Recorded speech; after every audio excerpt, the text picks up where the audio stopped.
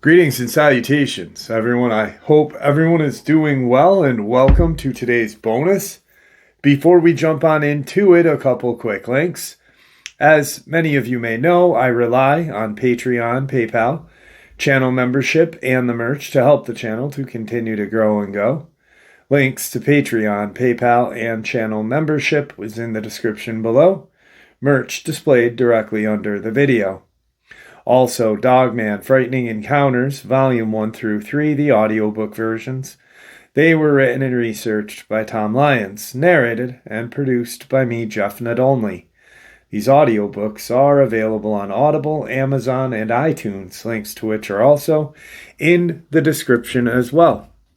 And finally, last but definitely not least, if you'd really like to help support the channel to continue to grow and go, simply subscribe. It does not cost a cent. Click the like button. Takes half a second. If you don't want to miss out on any of the informative uploads that I put out daily, click the bell icon. And folks, please leave a comment and share the video. Why? Well, because all of these things, they really do help the channel to continue to grow and go. They definitely do matter, and they are appreciated. And with that, I have taken far too much of your time. Let's jump in to today's bonus, shall we? All right, guys, we would not have this experience that I'm going to share with you if this subscriber was not friends with another subscriber who I had interviewed about 2 years ago. They are both in the hunting and fishing guide business, and her husband actually she is friends with a subscriber that is also in that field, and she's a live stream lurker. She seldom comments, but she had seen last week's live stream, and a couple of things kind of just, you get those like little moments, and it's like a call to the truth. You just see something and you're like, wow, I think it's time that I share. I think it's time that I talk about this or whatever. Well, apparently that's what happened on Saturday. And first and foremost, the experience is her dad's, which he told her 2 years ago, and on his deathbed, he was in hospice care, and which is absolutely crazy because there is no coincidences. The news I got was about my dad yesterday, and as many of you know, my dad's very, very sick. And this lady is sharing something that her dad shared with her right before he passed away. And I really do believe that there are no coincidences, especially in this field. So anyway, it occurred in North Dakota in 1981. He worked for the United States Fish and Wildlife Service, or FWS. He was up in a region in the northern part of North Dakota. There's an area called Willow Lake National Wildlife Refuge, which has it's private property, but the federal government has easements or something up there. And there's a Willow Lake waterfowl protection area, which was created in the 30s and 40s. And which is funny because 2 weeks ago, I had gotten this hat from Filson, and many of you know Filson is an outdoor company, and they made like a replica of the civilian conservation service. And that was founded in the 30s and 40s. So people could have jobs during the Depression era. And so wildlife refuges and parks could become established. Another coincidence, right? Just weird. And so this easement has, it's private property. It's an easement. And technically, you're not supposed to go there. It's not like a state park. You can go and observe the waterfowl and other wildlife, but not on that property. Camping is not allowed. Like, there is just no camping, no anything. So her dad was up in that region. This is 1981. And like I said, he worked for the Fish and Wildlife Service. So he's up there and he's checking on a couple of she doesn't really know, what his job entailed, but he was doing his, tasks for the day. And when he had gotten up there, he noticed something off in the distance. There was, he at first he noticed tire tracks, and he's just like, this is, not the way I come in, because he goes up there, and other Fish and Game or Fish and Wildlife Service members do too, or officers. So he's been there multiple times, and he notices these tracks that don't make sense. Like, these are not supposed to be here. These are not where we drive. And then he sees off in the distance a car and a tent. So he automatically is like, okay, well,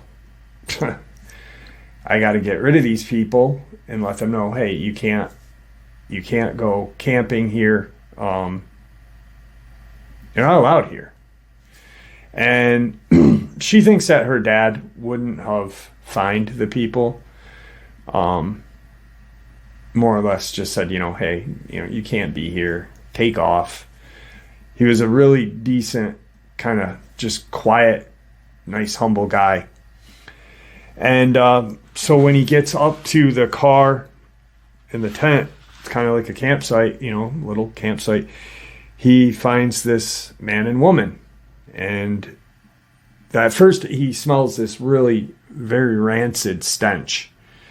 And he walks into this small little campsite and he finds a man and woman, what appeared to be pretty badly torn apart. But they had been dead for what appeared to be a couple days. So now he's looking around, like looking for tracks, thinking, maybe something happened. And after these people had passed, some wild animals came in, and maybe that's what did this. So he's looking for, whatever, because this doesn't make sense to him. He's been up here for, numerous times and never, ever saw any people. So he radios it in. He goes back to his Blazer and radios it in. Now he's waiting for his supervisor and backup to arrive. So he thought, he's thinking, my supervisor's going to come because there are deceased people, and we got to figure out how we're getting these people out of here, what the protocol is, because he's never had anything like this occur. So he starts to look around and he sees some just really large prints, what appeared to be some scat, but it was just large, almost human looking, but almost canine, bear-like, just a big pile of, scat. And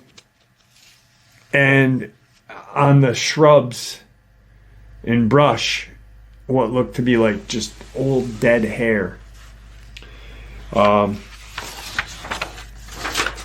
So he's, looking around like what happened here. He kind of looks at the people, looks for bullet wounds, looks for knife, but he's just seeing like animal carnage.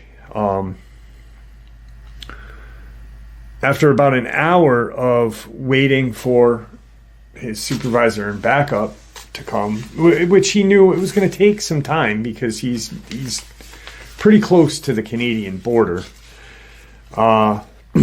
he starts to hear these kind of strange growls and kind of like yips.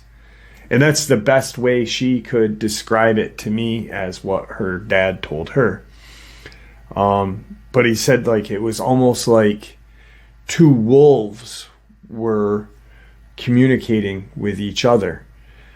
And he's now like, that's real weird because they're separated, but it's almost like they're talking to each other in these kind of growls, these yips. And he sees one over here at first, and it's coming, and he's like, whoa, that's huge. That is absolutely enormous. And he hears another growl, like yip, and he looks over, and there's another one. And, they're coming at him going this way. And they're huge. They're just absolutely huge. He is once again away from his blazer because he did his call in via radio, and then starts to look around. So he's like, I got to get back to my truck. He had what she thought and believed was a 45-70 lever action rifle. He always carried that rifle with him in his blazer. It was his work truck, as well as, his shotgun. But he grabbed that rifle because, judging from the build and aggressive manner that these two creatures, what he thinks are huge wolves, coming in at him, he's like, my service pistol is not gonna, service revolver first of all, and it's not gonna do anything. And they stay somewhere about 50 to 70 feet away, just kind of watching him, trying to figure out what he's doing. And he's standing now by the driver's side door with his lever action rifle. He's not pointing it at them at this point. And within a couple of seconds, one just stands right up like a human. It just stands up, and he's shocked, like looks over, and that one's standing. He didn't see that one stand up. He it was on all fours. That one was on all fours. He watches this one stand up, and when he looks over, that one's already standing up. So he's now petrified. He's trying to keep an eye on them, and he opens his door, grabs his radio to, say, hey, where is my backup? Backup is required now. I need you guys. And as he's radioing in still, he hears this like really deep growl. Nothing like the two when they were coming in and communicating with each other. But this was just like, get your hands off the radio growl.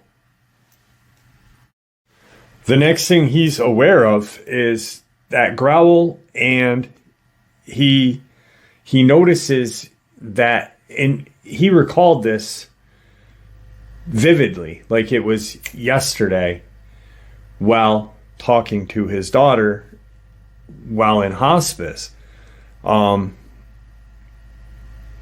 It's an overcast day out, but he notices that their eyes are not wolf eyes. They are just this kind of like golden, glowing color that's cutting through this like dreary kind of day. And he's, now he's stepped back and he's very aware of everything that's going on. And he sees that, he looks at their eyes and he sees that the one that stood up first looks over to the other, and it starts to do this kind of like walk towards him, but not a run, but kind of like it takes a couple steps. He's in terror and fires. And if you don't know what a 45-70 is, it's like shooting a tube of lipstick out of a gun. It's a very large caliber round. Not the biggest, but it's a badass round, and it's usually used on big game. So and that one dropped. He shot it like in the chest neck area, and it just dropped. Her dad was, brought up hunting, fishing, trapping, and he was a very good shot from what she remembers. And he, at that point, this one's almost on him, and he has just enough time to get in the blazer and shut the door. And as he gets the door shut, the thing just slams into the blazer. Bam! And it rocks. That's how powerful this creature was. He's trapped inside of his blazer, and the creature is just, trying to get in. It's pounding, thrashing at his vehicle. And he said to her that as he's trapped in there, in his head, he's like, this thing could easily break one of these windows. Why isn't it breaking a window to get me out? The only thing it did was slam in and claw at his tires and his, the whole truck. But why didn't it smash the window? And he remembered that, this was a very crazy experience. And when I say remember, you will see why I say this, because after this experience, he kind of just takes off. This goes on for a little bit. He's at the point where he's like, I'm not going to come out of this alive. This thing is going to, smash the window for what I did to its friend, and it's coming for me. By then he sees off in the distance and hears some vehicles coming, and he recognizes his supervisor's vehicle right off. But he doesn't recognize the other vehicle. And it's an older Toyota Land Cruiser.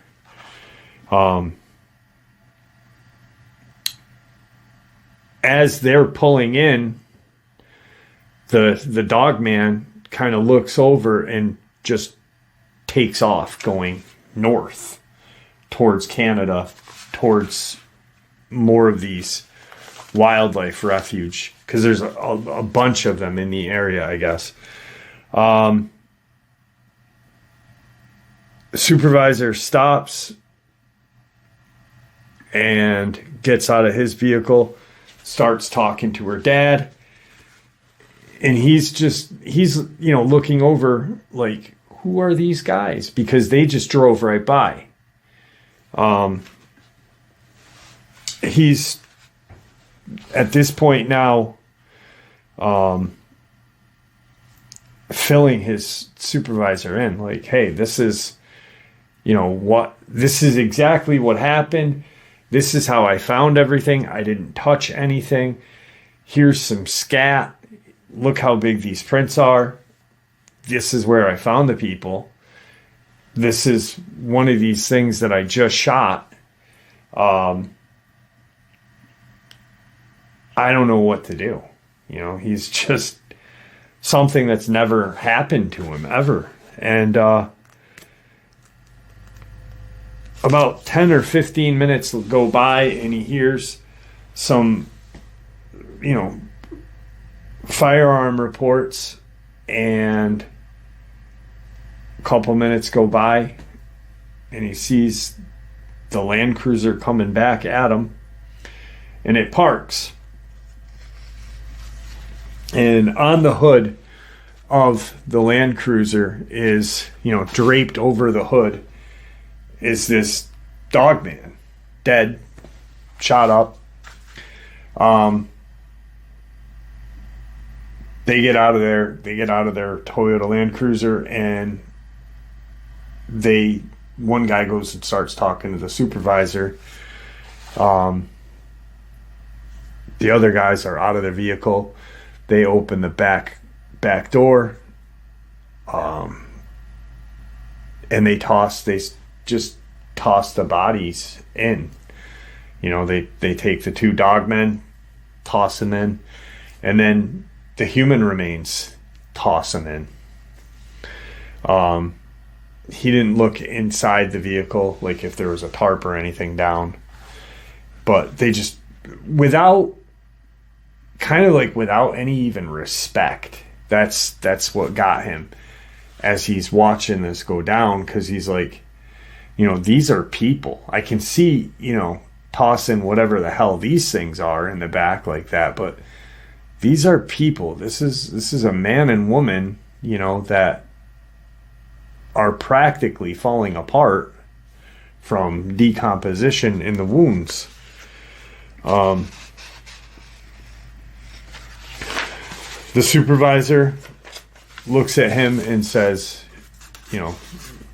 we gotta go. You're gonna need to talk to somebody, kind of like a debriefing. But we're gonna leave your blazer here, or North Dakota's blazer there. The car in the tent. It's my job to figure out what we're doing with them and where we're gonna go with it. But right now, it's imperative that you get in, and we'll follow these guys. So they proceed to follow this Toyota Land Cruiser. They're going south. They end up following this Land Cruiser to the Minot Air Force Base. And he's now kind of like, why are we here? First and foremost, we have no, even though we're federal, we have no kind of anything with the Air Force. We've never used any of their services. What's going on?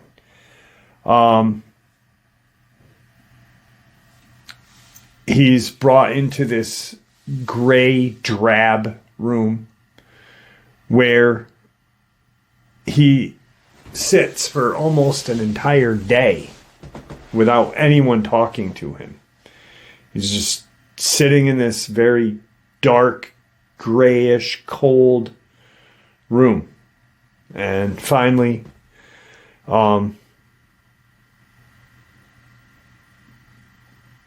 these two guys, not the men that came in, but these two other guys that look very similar to each other, like almost brothers, twins.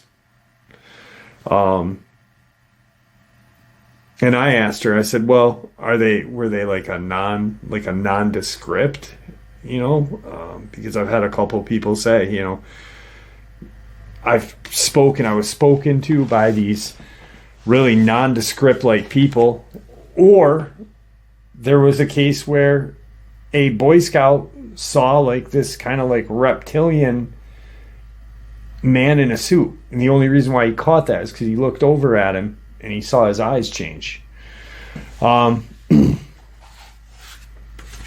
So they, after a day of her dad sitting in this room, they start to talk to him like, what were you up there for?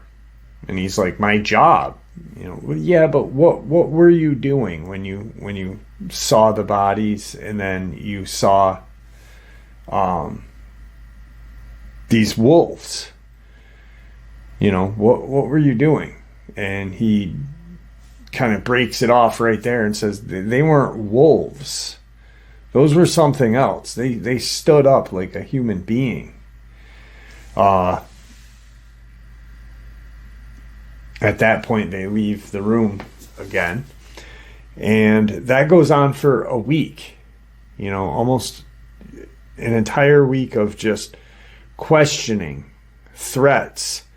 His family didn't know where he was. Can I call my family? Can I let my kids know that I'm okay? My wife know that I'm okay?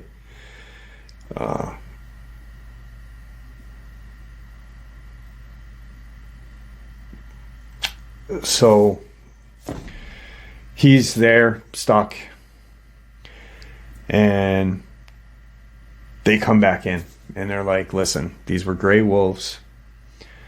You didn't see the bodies up there. You didn't, your truck wouldn't start. That's why it's stuck up there. And you need to sign these papers stating exactly what we told you to say. Like, I drove up there to do my job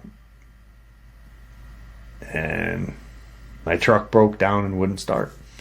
You didn't see a tent, you didn't see bodies, you didn't shoot something. And he's like, no, I can't. He's like, no. He's like, I know what I saw, and people need to be aware of these things. What are they? What the hell is going on? Who are you?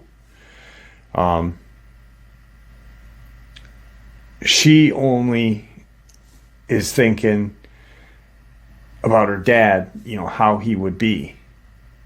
Because as he's telling her, he's very sick, so he's not giving a ton of detail, but just judging of her dad's character, of what she remembers of him, how he would act and respond to certain things like that. And so they looked at him and they said, okay, well, we've already let your family know that you're here, that your supervisor and we are interviewing you about something that happened.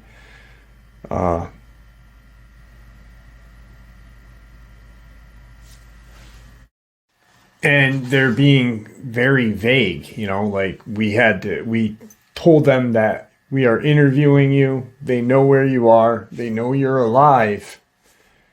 But if you do not sign these papers, we have ways of making you sign them. Or if not, there's other things that we can do. Like, we can charge you with shooting an endangered animal. We can charge you with shooting a gray wolf. And he's like, but I didn't. That wasn't a wolf. Right, but you did.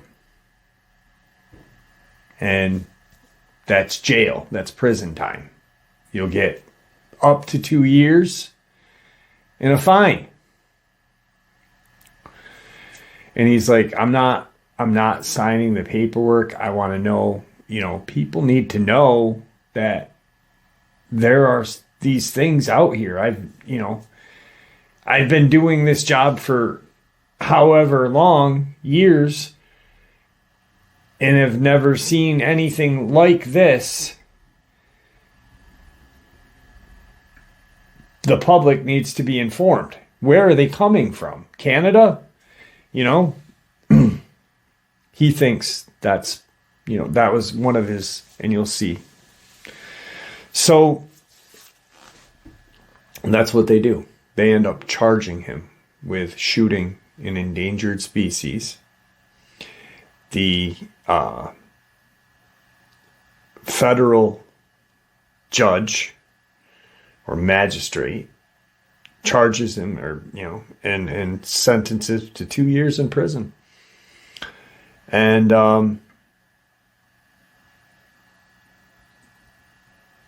time goes by, a couple months go by, they come in, nope. And he's not allowed to see his family, but he's allowed to speak to them on the phone. And he's, they just really kind of just strung him and really messed with him bad. So about 4 months into his stay, he agrees to sign the NDA. Like, you will not tell anyone about this. It never happened. And if you do, you'll come back to, you'll finish out the rest of your time. You won't have a job.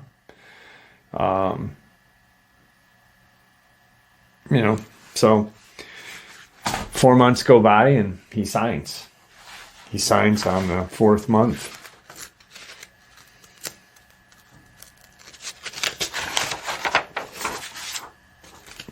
And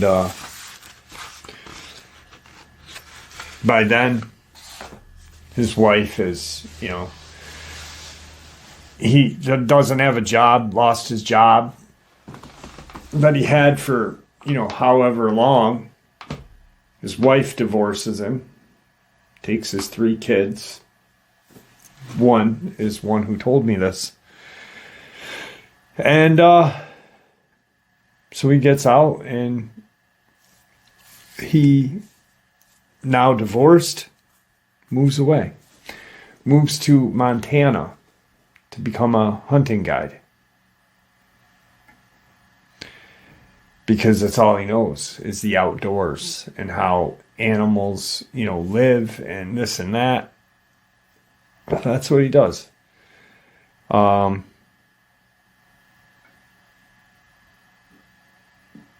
She also thinks that besides just to get away from North Dakota, that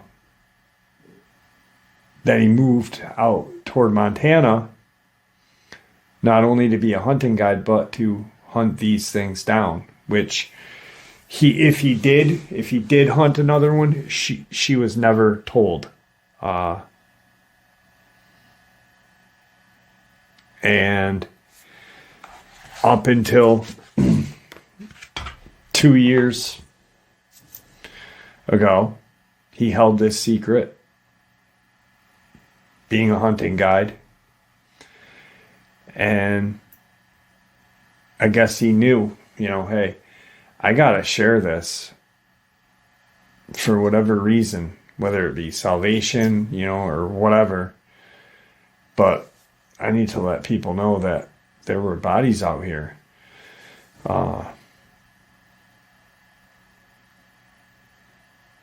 Crazy. So, yeah, that's exactly how a federal Fish and Wildlife Service officer went to prison for shooting a gray wolf. Can you imagine having like that carried on your conscience for however long? You know, that's insane. To me, that's just, that poor guy's like psyche must have just been absolutely playing games with him mentally. But he did share. And hopefully that, with his daughter's help and everything, that helped him. And there you have it, folks. I hope you all enjoyed today's bonus as much as I enjoyed sharing it with you. I'd really like to thank you all for supporting the channel. It is, after all, your support that helps the channel to continue to grow and go, and what gives us all a place and a chance to share our experiences and theories judgment-free. Everyone is simply treated with the respect that we deserve. Please stay safe, happy, healthy, and ever vigilant, keeping an eye on our children, pets, family, and our friends. These creatures are real. These events have happened. Share this information with those you love and care about, and it may just help save their lives someday. Until next time, never stop asking questions, never stop searching for the truth, and God bless you all.